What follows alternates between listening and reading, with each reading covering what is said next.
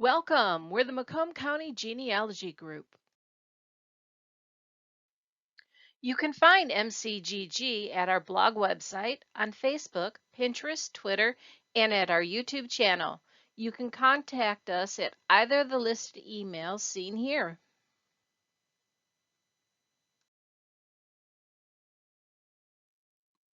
The MCGG Friday group has been meeting for over 48 years, and our MCGG Let's Talk Genealogy discussion group has been meeting for 16 years. During this pandemic and the library's renovation, we are meeting virtually once a month as a combined meeting. Many MCGG members volunteer their time in a variety of ways to benefit the genealogy community and the Mount Clemens Public Library.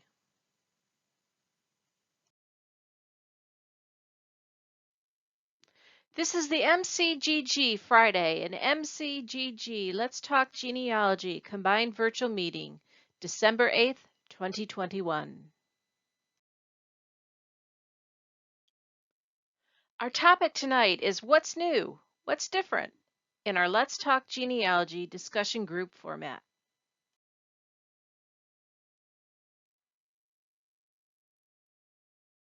If this is your first time attending a MCGG meeting, welcome.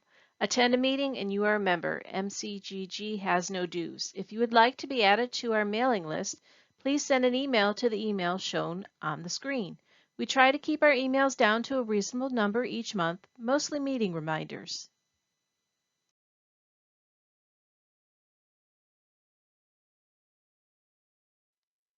Hello, everyone. Normally at this point, you would see the beginning of our MCGG virtual combined meeting, but someone, me, forgot to select the record button. It is not the first time this has happened and likely will not be the last. Rather than leave the contents of the meeting to the ether, we have chosen to present some of the content in a re-recording. Unfortunately, we cannot recall all the good questions and answers from that night, so we hope this fills the gap between nothing and everything. In case you have not noticed, not long ago this year, 2021, FamilySearch.org started to spruce up its website. Pages are getting a visual pop, and as a result, some views seem to have moved around. We're going to show you where to find some of the views of Family Search you are used to using. So let's take a look at Family Search. So right now it looks pretty much very similar to how it has appeared for quite a while. Let's go into Search Records. Well, it's a little different now. So you can start immediately searching for names that have been electronically indexed, or you can find a collection or search by place. Now find a collection. You can start typing a collection name and go to it. And you can see Family Search has dressed up its collections. Some of the collections, you'll be able to browse images. You can actually do it with ones that don't have this little convenient button here. If you pay attention to the citation, you can usually figure out where to find the records, the digital microfilm, under the catalog. Most of them have a how to use this collection button that will explain the collection and what it's composed of. You can copy the citation to make it a little easier with your genealogy program, and you can start searching. Now if I go back to where I was, and I just browse all the collections, this takes you to where you used to go when you went search records and then browse all. So it's buried just a little bit more. Now, one thing I like to do when I visit Family Search is to click the last updated twice, and then I can clearly see what's been the latest added collections. Now, on the left-hand column, this is where you can filter by place and narrow it down to, let's say, Canada and Ontario. Now you get all the Canadian Ontario collections. that they have under this particular route. Now, if you go back to the main family search and then search records, what happens over here? Well, you can start typing a location and select it. And then you're taken to what is kind of a landing zone for the various aspects of researching a place. You have associated learning courses. You have a link to the Family Search Wiki for Ontario in this case. Indexed historical records can be searched here and can be seen down here. Right now there's 32 collections. So image-only historical records are those that are there for you to browse and manually search yourself, but they don't come up in the electronic index because they're not indexed. So you can see the various collections there. Usually there's a show more. And then what they've done is added the catalog material here also. So you've got like one-stop shopping. But remember, this is based on Ontario overall. So if you need to search for a particular county or a city or a township, you're still going to have to go back out and go into that particular township, city, or county. Now you can show all to see the additional collections under each category of records. So you can still go to search catalog and go the traditional route. If you have a microfilm fiche number, you can still use that here. Under search, there's also images. This has been added within the last year. And this is where they're adding all the new images. They're not even indexed, they're not even cataloged, but there's enough descriptive information added that you can search to see what's been added for a particular place, and in this case also a particular time frame. We're seeing the different, the same location, how it was called at different times. So if you want to see older records, and search image groups available for that location. So you get a basic description, baptism records. There's 340 results here. So we've got some London, Ontario, Brantford. That tells you how many images are available.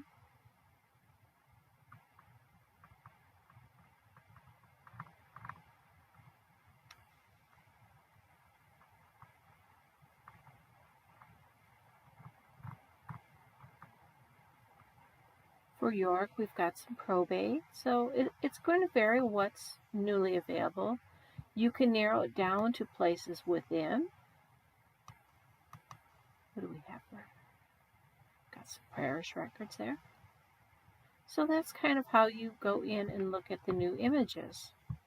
And then you can actually click on them and search them.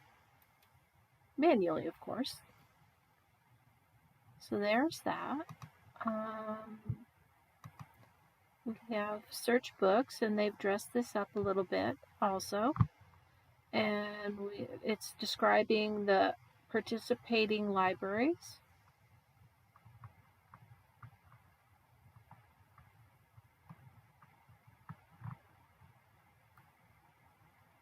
Or organizations.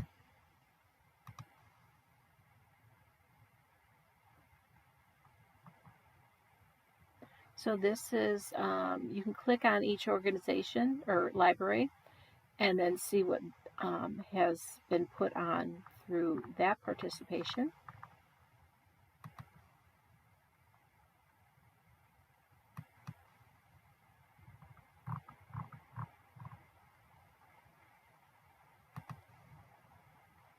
And you can go straight to Search Research Wiki.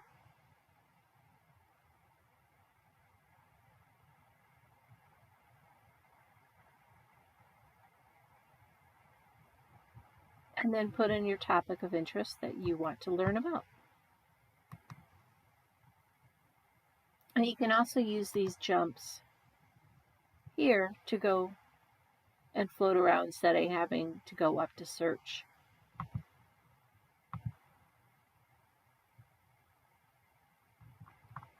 They've made it a little bit easier to find the search genealogies. These are community trees, oral genealogies, and the computer-generated trees.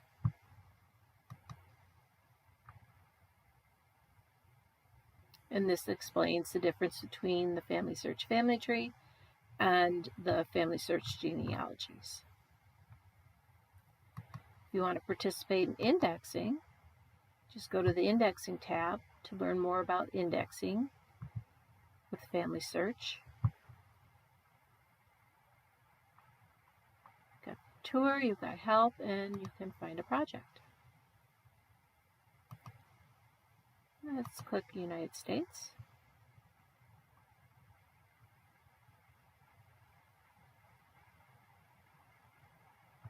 And apparently right now there are not any current projects. So you can decide on another location or view it by projects. And looks like we're having a little problem with that. But new indexing projects here. So some can be found. Memories is tied to the family tree. It's where users submit stories and memories and photographs and things like that to their portion of the Family Search family tree. And so that's kind of what the changes happened for the look of the Family Search website. Family Search is not the only site putting on a new dress for its users. So is Ancestry.com, which is phasing in this updated look. Some of you may have already seen it and some may not. Back on the date of our December 2021 meeting, I had not received the new look, but last week before I re-recorded this portion of the lost meeting, I had received the new look. So let's take a look at the revised search edit interface and this new dress for users of Ancestry. Okay, so this is Ancestry's new look, and we're going to take the little tour that shows us around. So new tree findings, if you have any trees attached to your account, you'll see things that these are your hints, your shaky leaves that are highlighted there.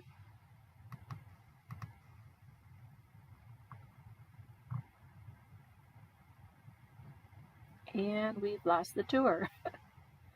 All right, so if you have any trees attached, you'll see where you left off on the last tree up in here.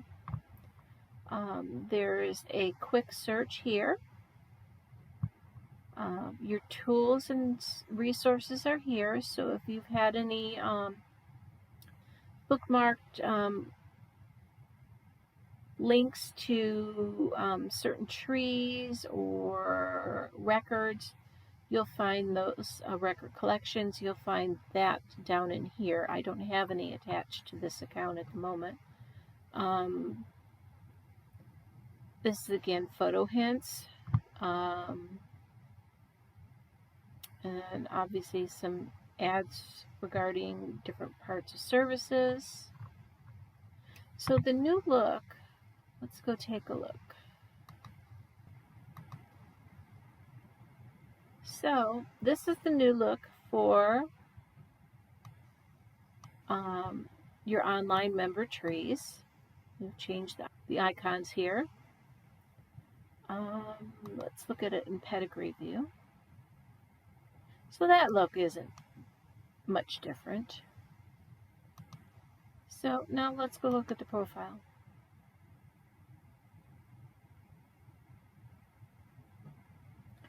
So this is how the group sheet interface looks now for Ancestry Online member trees. You'll also see sometimes the images look like a leaf or a tear instead of a circle. Particularly in the DNA matches if you have Ancestry DNA test. Again, you can do the life story, facts, the gallery if you have photos attached or images, and then you can see the hints there. So we've taken a look at the revised new interface address for Ancestry. Now let's go take a look at the revised search edit interface. So over at Ancestry Library Edition, I'm going to go to search categories. And I'm going to choose a collection to search. As many of you know, I prefer a focus search. What am I looking for right now? So I'm going to put in a name.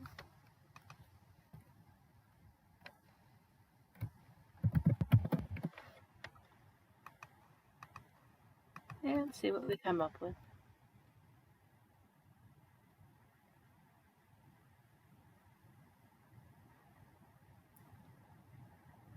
So what we're talking about with the revised edit interface is over here. You used to be able to just click and go in and it would pop up and modify what you've entered. You can still choose to adjust, tweak the filters for each search parameter you've entered. But to go in and edit, let's say change it from Etzel to Henry or something like that, you can now click on the pencil. And from here we can change things around what we want to search for, and then hit search. Not a big change, but it's a little disconcerting when you haven't realized that that change has happened. There's also the three dots to indicate more choices. In this case, what's coming up is just new search, which used to just be one of the options down here. So view record, it's pretty much the same still. And of course view image, which you can get to from the free record view record also. And many more of the collections are highlighting your search choice on the page now. We've got easier reading headings for the columns. If you want to jump around manually, you can type it in the image number here, or you can look at the film strip. You want to see how the people on the page were abstracted for the index. You can click on the little head icon there. That's been pretty standard for this stuff for many years. This might get lost on you, but if you want to see the source information while you're looking at the image, look at the details, the abstracted information for the index, and related or possible records. Not a guarantee it's the same person, but that can show up there. You can also hide that again.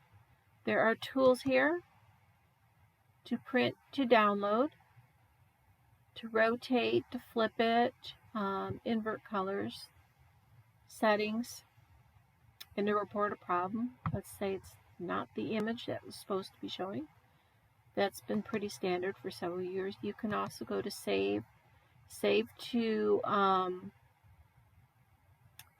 your computer, or if you have an associated tree, you can save to a person in your tree.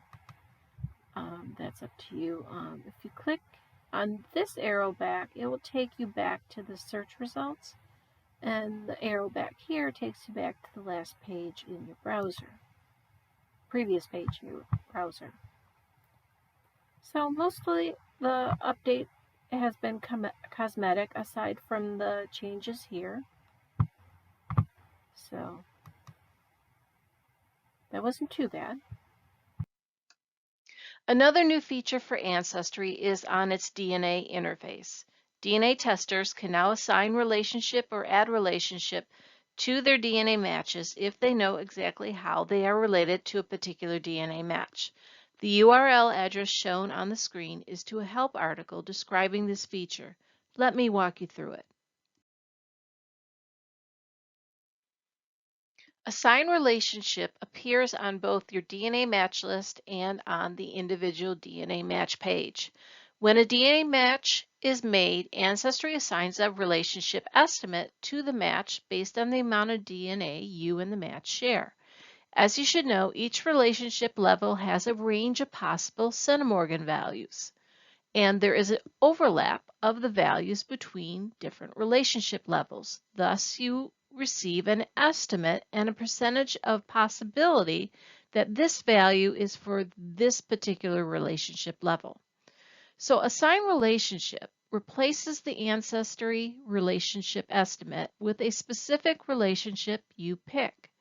Within the last couple years, Ancestry has tweaked its DNA interface to accommodate some of these additions.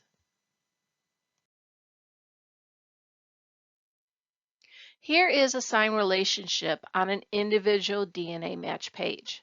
There are a variety of relationship levels available, but only to the fifth cousin level. Not all half relationship levels are available.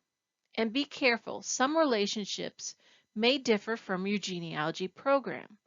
For example, great uncle, your parent's uncle, as many people use the term, is called granduncle in Ancestry DNA instead.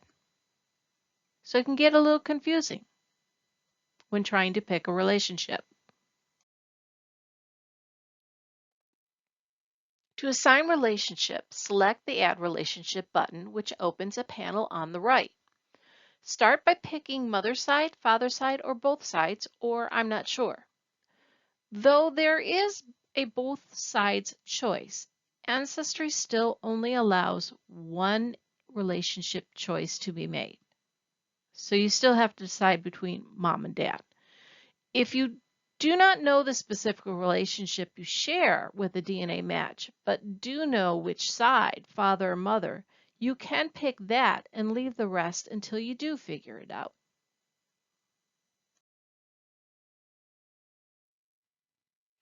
After selecting a side, select the exact relationship level. Click Show More Possible Relationships if what you need is not listed, and make your choice.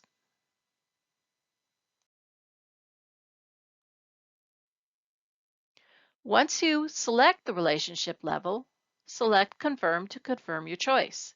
If what you need is not there, back out and just select which side the match is on, father's, mother's, or both.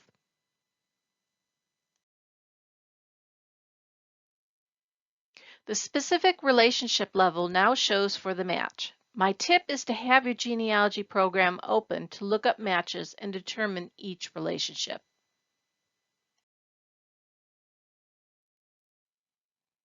Though Ancestry DNA has had grouping matches with custom groups for over a year now, I am going to cover or review them because MyHeritage DNA has just added labels for grouping DNA matches.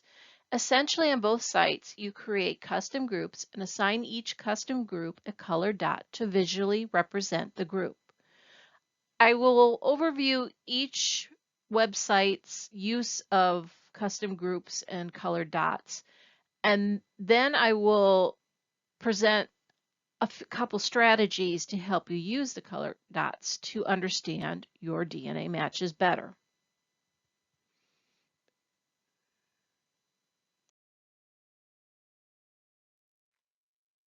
Ancestry uses custom groups to assign matches to a grouping of your creation and to filter your matches. There are 24 color choices plus a star for favorites or however you see fit to use the star. There is also an initial bluish dot that appears in the lower left next to the profile circle of your DNA matches to indicate that this match hasn't been looked at yet. It is separate from the custom groups. Note that this dot can no longer be reassigned to a match. So once you look or review a match, the blue dot disappears.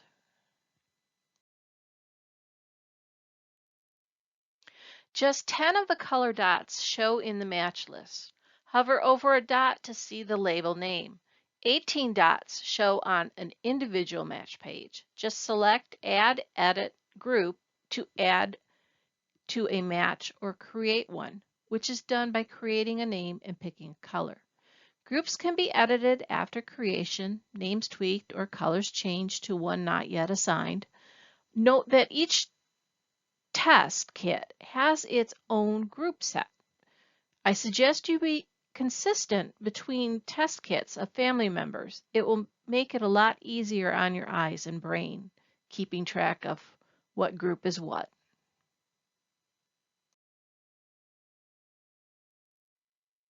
MyHeritage has very recently added color dots for grouping and filtering your DNA matches.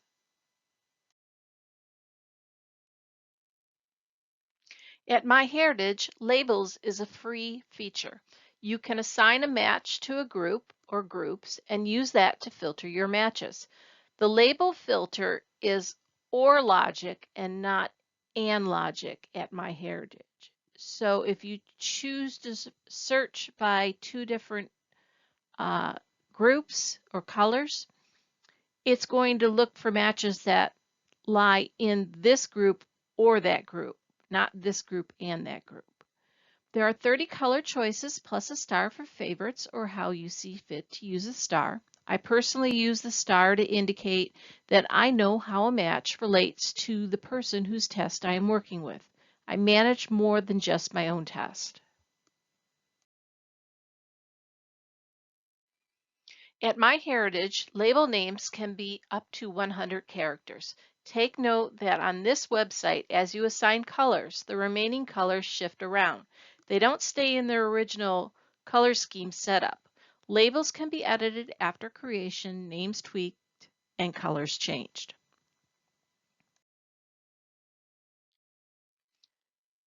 You can select apply more than one label at a time.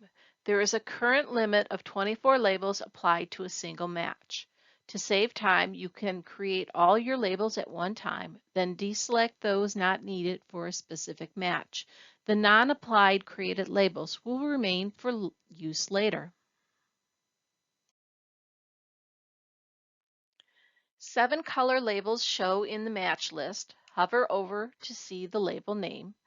If there are additional labels applied, they show as a plus with a number. At the time of this meeting, labels only showed on the main match list. Since then, labels are now show in other views too.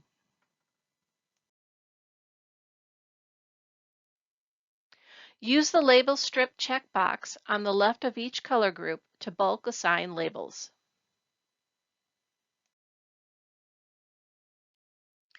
Again, note that each test kit has its own label set. I suggest you be consistent between test kits of family members. So besides making the same groups, assign the same colors.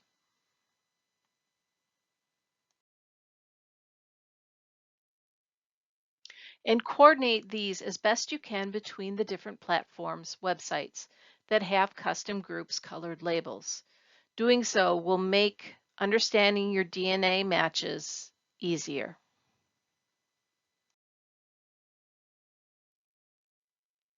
How do you use Ancestry custom groups and MyHeritage labels? There are a couple methods for judiciously using your limited color choices for maximum flexibility. Strategy number 1 uses 14 colors to group matches by cousin level, and it identifies the most recent common ancestor sets you and a match share. It leaves lots of remaining colors for special uses and projects. So first cousins share the same grandparents. And usually they are either your paternal grandparents or your maternal grandparents. Unless you are double first cousins, then both sets apply. So your paternal first cousins get a light blue dot, and your maternal first cousins get a light pink dot. Second cousins share a set of great-grandparents, and third cousins share a set of second great-grandparents. Each set here is identified by their own color label, which also shows what level of cousin. Yes, you can pick your own colors if you wish.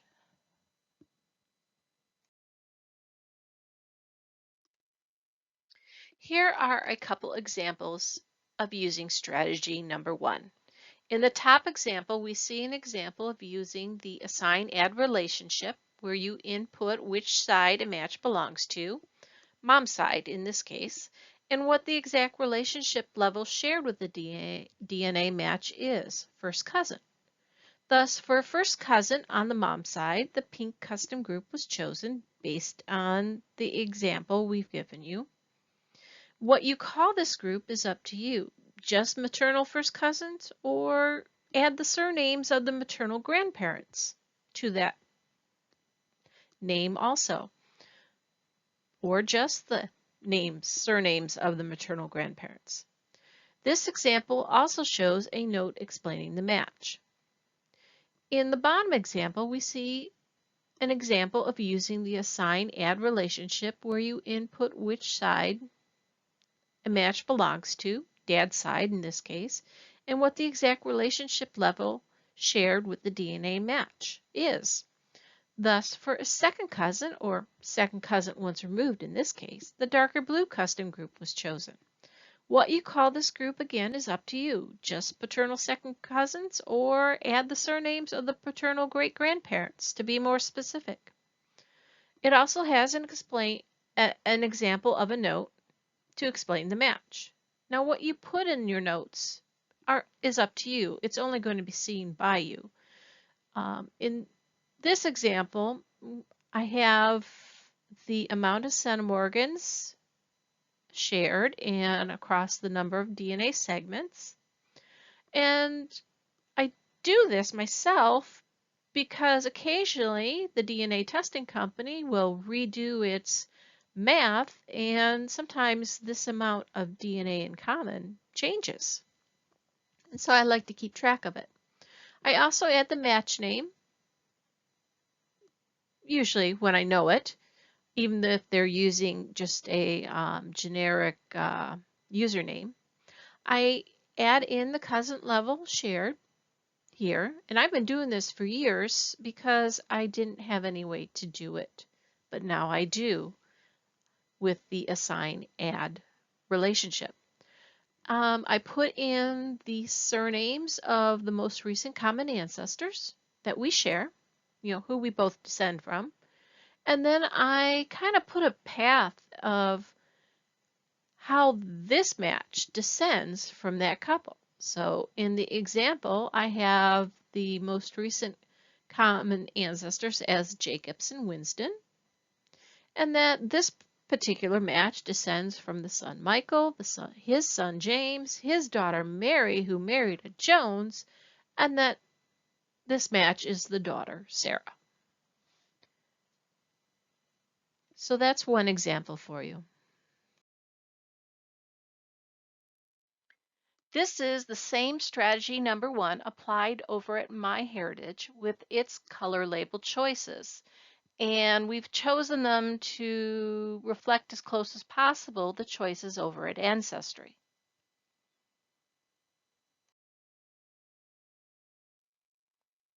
Strategy number 2 uses 16 colors to group each individual match by the second great-grandparents they share in common with you or your test kit.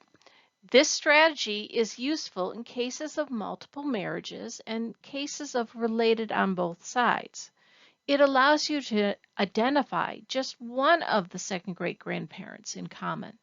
Apply as many groups or labels as necessary for the ancestors in common. It also leaves a lot of remaining colors for special uses and projects.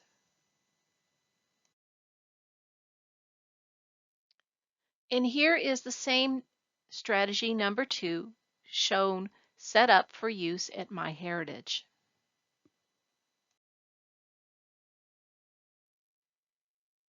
And for this strategy number 2, we've also created an alternate color scheme for both at Ancestry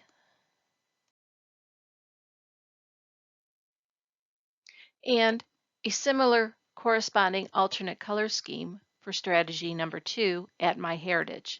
We have created forms for these two strategies and placed them on our blog website's research help page. They are for your personal use, not commercial distribution.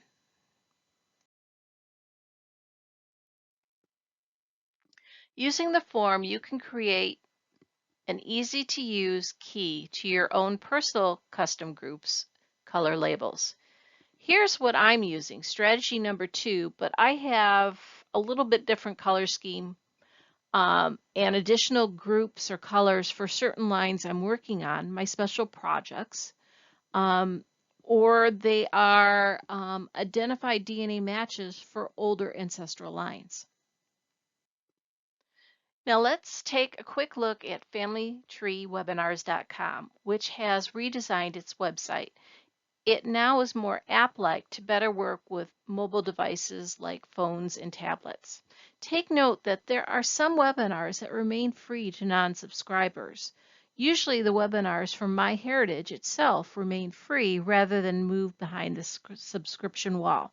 So if you don't have a subscription, there are still webinars to take a look at to learn something new. Now let's take a quick look at Family Tree Webinars. They have updated their website to a new look, and I just want to review where things are and how things are working. It seems to be more like an app so that it works better with mobile devices like phones and tablets and things like that. So if you click up here, you'll find that a list of upcoming webinars, and you can register for them individually, or if you are a webinar subscriber, you can go in and select multiple webinars at one time. The webinar library is here, and this lists all the webinars that exist. It's especially helpful if you sign in, if you are a subscriber. If you would just want to see the free webinars that are available to anyone, click on the free button. And the free ones that have the free tags will show. And this generally includes all the MyHeritage webinars that were put on by the MyHeritage website, which actually owns Legacy Family Tree Webinars. So it's a good learning tool to learn how to use MyHeritage, which for those Michigan residents should know that you can get to the MyHeritage Library Edition through the Michigan Electronic Library, mel.org. So you can undo that. There are now webinars in a variety of languages, and some of them have closed captionings. Let's say you're searching for a particular subject. Type it in. You'll get categories, subcategories, or any that mention it in the title of whatever you're searching. So these are all the webinar videos on DNA testing. You can get to the categories. Let me back out. Here also, and they're kind of like little labels or tags that you choose. So if we choose MyHeritage, all the MyHeritage videos come up, and then there are subcategories sometimes from the conferences.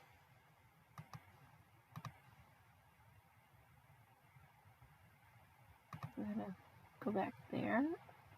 webinar library. And we can choose historical records.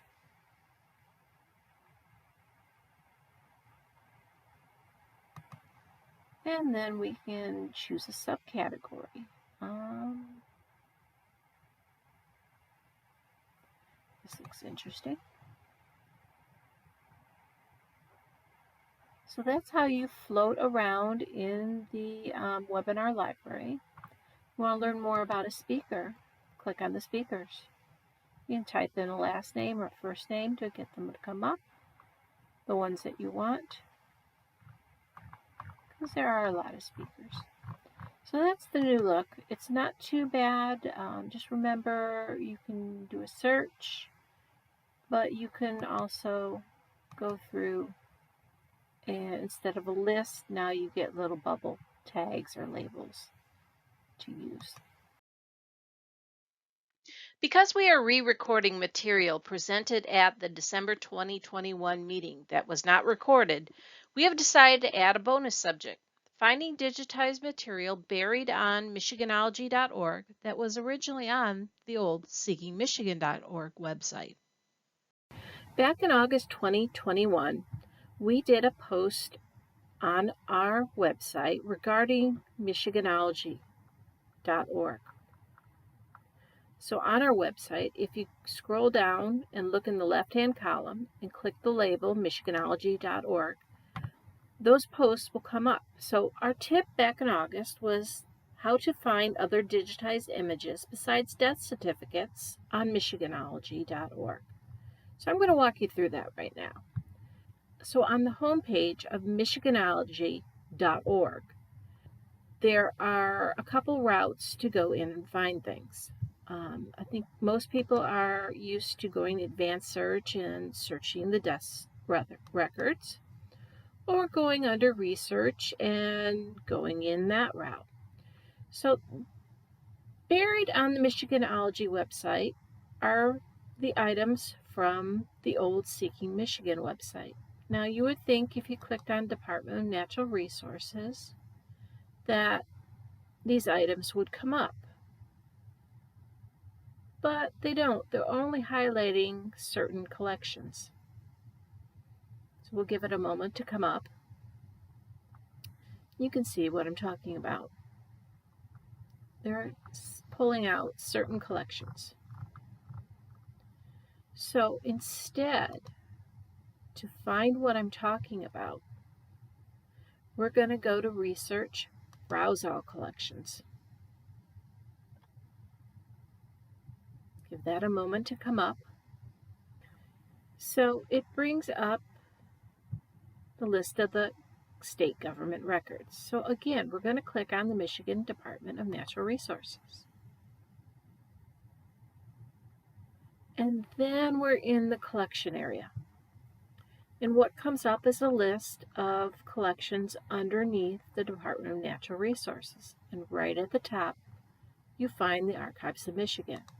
So we're going to select that one. Give it a moment.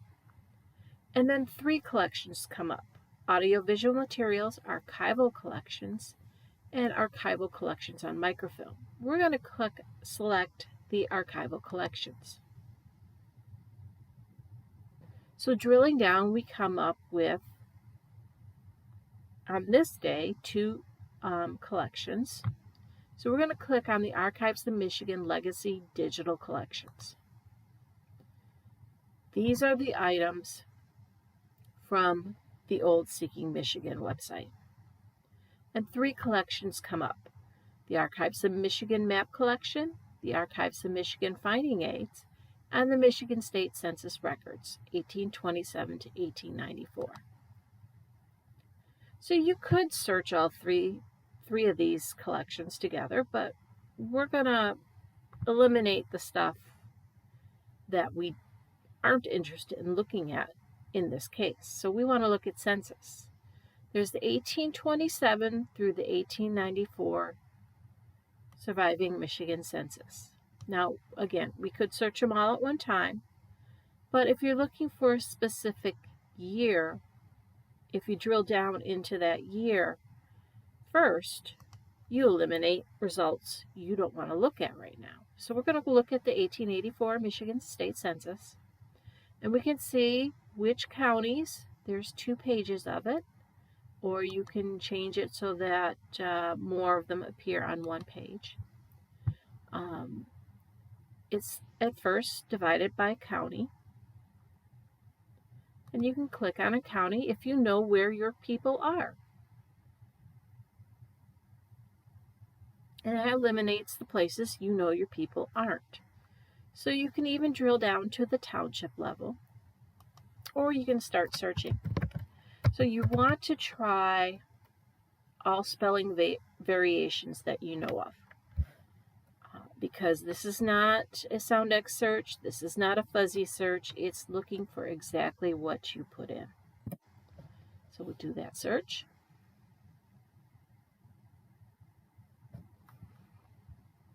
And you can change how it's sorted. As you can see, it's coming up with the locations and not a person. You can click on an image to bring up that image.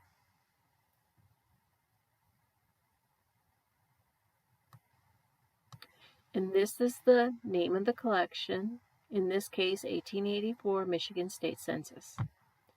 Now you can use your mouse scroll button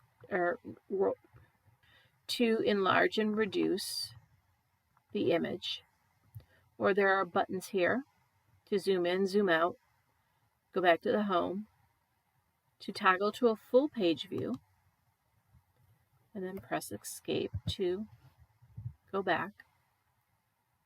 And you can rotate it left and right if needed. You can also download the image, and I'm going to come back to that in just a second. Now, on the old Seeking Michigan site, you used to be able to easily move from the page before and the page after, because as you know, sometimes families get caught between pages. They start at the bottom and finish at the top. That happens. It's not going to be easy to move back and forth, so you want to keep an eye on this digital number, or more specifically,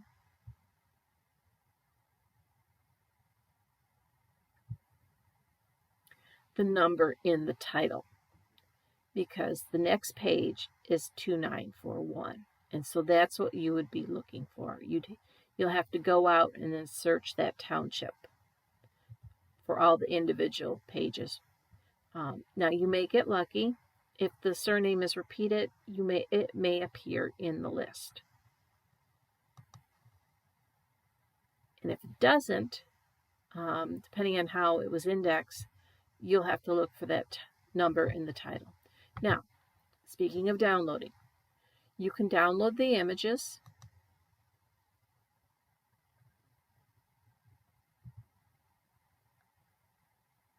But for some reason, it's only going to save as a JP2 file, which is a JPEG 2000 file. It's a newer format of JPEG file, and there are a lot of programs out there that cannot read this file, cannot open this file. And so download it, give it a name so you know what it is, and then I've got a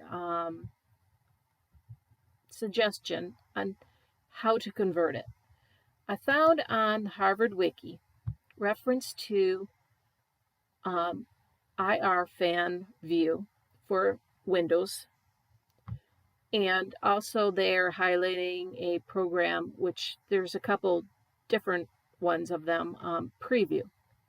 These are graphic converter applications. So you would download the IR fan view. It will take you to that app's webpage. But you also need to download the plugins. So you're going to install the app on your device, like a computer or laptop. You're going to install the plugins. You're going to open the program, and then you're going to go to the plugins, and you're going to check the box to open the JP2 plugin, so that when you open the JP2 file, you can convert it to either a JPEG or a TIFF or something else. And you can do multiple ones at one time or just the ones that you need. You might want to hang on to this app for a while, because if you go back and do more downloads from the Michiganology website, you're going to need it if you don't have any programs that will open and let you view your JPEG JP2 file that you downloaded, or if you need to modify it in a photo editing program. They also have a program for Linux and Unix also. They're free. I haven't had any problems with them. So I just want to make sure you know that this is out here, and that's what you're going to need to actually be able to utilize these files that you can download. So that's how you access the state census, and I did it by a particular year. Now, when we first found these items, the census, buried in the Michiganology.org website, there was an alternate way to get to this. It doesn't seem to be working like it did back in August. So when you go to advanced search, you can see that the advanced search is specifically set up for the death records. You have specific parameters based on what's available on the death certificates to search.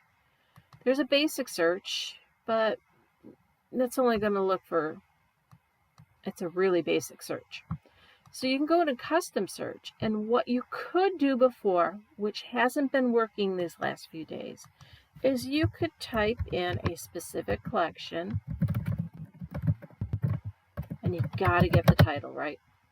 And before, you used to be able to then select it from a list. Right now, it's just pulling up numbers. And by being able to select the collection in this search parameter, you could then type in a surname to search. As you can see, it's showing there, but it's not really selected that much. So you could do a search, and you would just get hits from within that collection that you want to search. However, as you can see, it's searching a whole variety of collections and not limiting itself to what you're trying to tell it. So for now, occasionally try to go in this route, but for now, I think we're stuck using the browse all collections and drilling down into the specific collection state census we want to look at. And as you can see, it takes a little while for results to come up. So the website is not very fast. DNR. You got to remember the archives are under one department and the libraries under another. Archives in Michigan.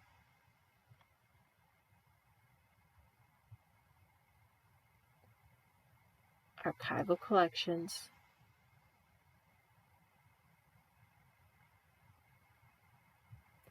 Legacy digital collections.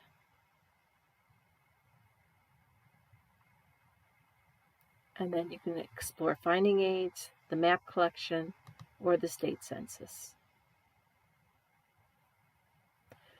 I personally find it easier to search by census year. That way you don't get confused with when you found something, that someone somewhere. That's our bonus subject for this missing recording, and I hope it all helps you out. Thank you for watching. Our next meeting is scheduled for January 12th, 2022. For our January meeting, the topic is Where do I go from here? In our Let's Talk Genealogy discussion format.